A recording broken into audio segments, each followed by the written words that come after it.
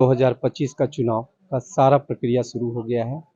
पहली बार बिहार में जनसुराज ने अपना प्रत्याशियों की घोषणा करना शुरू कर दिया है। प्रथम फेज में उन्होंने 51 प्रत्याशियों की बात की है।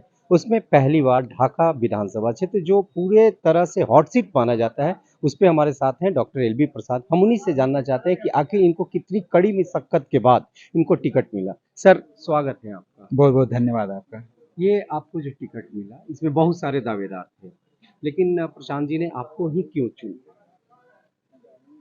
देखिए, चुनाव का प्रक्रिया है उनका, वो बिहार बदलने का एक मुहिम लेकर के, एक विजन लेकर के आए हैं। उन्हें लगता है कि जो ऐसे कैंडिडेट को चुनना है जो ईमानदारी से, निष्ठा से अपना नेतृत्व या उम्मीदवारी कर सके और नेतृत्व कर सके समाज का, तो उन ख्याल से उनकी जो नियमावली है उसके तहत हमें चुना है। मैं बहुत बहुत धन्यवाद देता हूँ पूरे जन स्वराज नेतृत्व का और प्रशांत किशोर जी का कि मुझे कम से कम इस काबिल समझा कि मैं ढाका 21 विधानसभा का उम्मीदवारी कर सकूं। बहुत सारे लोग जिनको टिकट नहीं मिला है, वो लोग प्रशांत जी पर ये अब आरोप लगाना शुरू कर दिए हैं कि 40 लाख रुपया लेकर भी मुझे टिकट नहीं दे गया। क्या ऐसा कहीं तो नहीं था कि आपको उससे ज़्यादा पैसा देना पड़ा हो? नहीं नहीं, बिल्कुल नहीं। एकदम इस तरह का आरोप, मुझे लगता है ना कि वैसे व्यक्ति जो आरोप लगा रहे हैं ना, वो जन स्वराज और बिहार की व्यवस्था सुधारने के लायक वो नेता नहीं बन सकते कभी भी। अच्छा हुआ कि चेहरा साफ हो गया।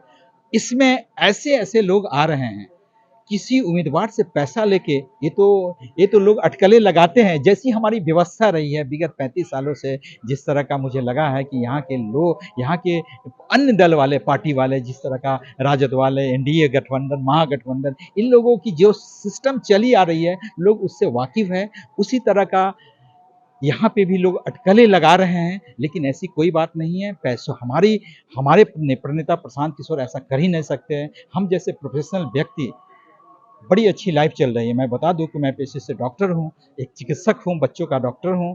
बड़ी अच्छी लाइफ चल रही है। ऐसी रूम में बैठ के दिन भर बच्चा देखता हूं, पैसा भी कमाता हूं, ऊपर से भी पैसा मेरे परिवार में है। हाँ, लेकिन एक अच्छी खासी रिस्पेक्ट भी है। मैं सोशल बहुत सारे क्लब से जुड़ा हूँ। मैं रोटरी क्लब से भी जुड़ा हूँ। रोटरी क्लब का मैं प्रेसिडेंट भी रह चुका हूँ मोतिहारी, जो कि बहुत पुरानी क्लब है, और बहुत सारे सोशल ऑर्गेनाइजेशन से जुड़ा हूँ। मैं अपने चिकित्सीय जीवन में बहुत सारा मैंने काम भी किया है। मैंने जहाँ जहाँ डिलीवरियाँ होती थी वहाँ जाकर के स्टाफ को ट्रेन करना, जो हमारे इंडियन एकेडमी ऑफ पीडियाट्रिक्स का एक मुहिम था, उसके तहत हम लोगों ने बहुत सारी सोशल सर्विसेज भी की है।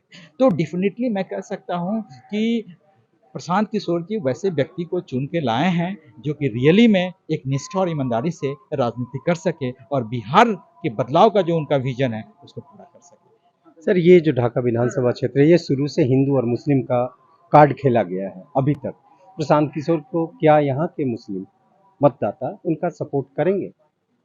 देखिए, मुस्लिम यहाँ के लोग समझ रहे हैं ना। मैं तो मुस्लिम कौम को बता रहा हूँ कि आप प्रशांत किशोर की विजन आप कम्युनिटी के लिए देखिए। विगत आपने जिसको सपोर्ट किया है वो कम्युनिटी आप देखिए अभी भी शिक्षा के क्षेत्र में पीछे है, अभी भी उनकी गरीबी वही है।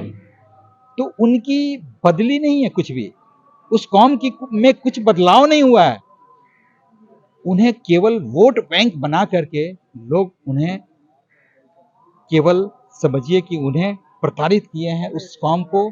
इसलिए लोग अब हमारे मुस्लिम भाइयों भी समझ गए हैं कि ये राजद वाले लोग केवल वोट बैंक की राजनीति कर रहे हैं, हमारी व्यवस्था और हमारे समाज में कोई सुधार नहीं कर रहे हैं। अब तो अभी तो रिपोर्ट्स आप देखिए, एजुकेशन का लेवल उन समाजों में कम है। अब भूले भटके किसी ने नेतृत्व कर दिया आगे विधानसभा और लोकसभा में चले भी गए तो बहुत सारी बातें होती हैं। तो डेफिनेटली मैं चाहूँगा कि उस मुस्लिम भाइयों को, मुस्लिम कौम को ये मैं ज़रूर बताऊँगा कि हमारी विजन्स हम साथ मिलकर के, प्रशांत जी तो कहते हैं ना कि आप 20% अगर चाहेंगे कि हम एक नेतृत्व करें तो संभव नहीं है, लेकिन आप 20%, हम 40% जो कि बापूजी जी के विचारधारा से प्रभावित है, भीमराव अंबेडकर की विचारधारा से प्रभावित है, इस लोगों से मिल करके आइए हम मिल करके एक व्यवस्था बदलते हैं। जब आप हमारे साथ मिलेंगे तो हमारी एक आवाज़ होगी। हम पार्लियामेंट में भी और लोकसभा और विधानसभा में भी हम एक आवाज़ निकाल सकते हैं और कोई चीज़ को इम्प्लीमेंट कर सकते हैं जिससे दोनों कौम का भला होगा। तो डेफिनेटली वो लोग भी सोच रहे हैं कि जिस तरह से यहाँ लोग हमारे कौम के प्रति जिस तरह का व्यवहार किया है विगत 35 सालों से लोग देख रहे हैं, वो लोग भी परिवर्तन में और हमारे जन स्वराज के मुहिम में शामिल हो रहे हैं। अब मैं सारी बातें जन स्वराज के जो फंडामेंटल्स हैं, मैं सारी बातें बता रहा हूँ, लोग जुड़ रहे हैं, आकर्षण बढ़ रहा है। मुझे लगता है कि कमिंग टाइम में जैसे-जैसे दिन भी बढ़ रहा है, एक क्रांति की लहर दौड़ती जा रही है और लोग अब ढाका विधानसभा में धर्म के नाम पे, जाति के नाम पे, अगड़ा पिछड़ा के नाम पे बँटने की वो तैयार नहीं है। इस बार तो वोट होगी तो बस बदलाव के लिए होगी, बच्चों के लिए होगी, शिक्षा और रोजगार के लिए होगी। सर मेरा अंतिम सवाल ये है कि क्या इस बार आपको ऐसा लग रहा है कि बिहार में तीसरे मोर्चे का गठन प्रशांत किशोर कर पा रहे हैं? बिल्कुल, बिल्कुल।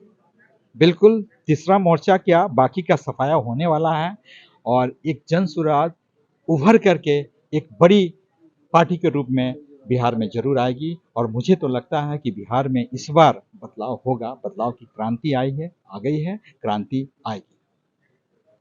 बिहार में इस बार जरूर बदलाव होगी, ये हम नहीं कह रहे हैं, ये यहाँ के जो प्रत्याशी हैं डॉक्टर एलवी प्रसाद हैं वो कह रहे हैं कि इस बार तीसरा मोर्चा बनकर जनसुराज निकल कर आएगा। मोतिहारी से अमरेंद्र मिश्रा, टीवी 9।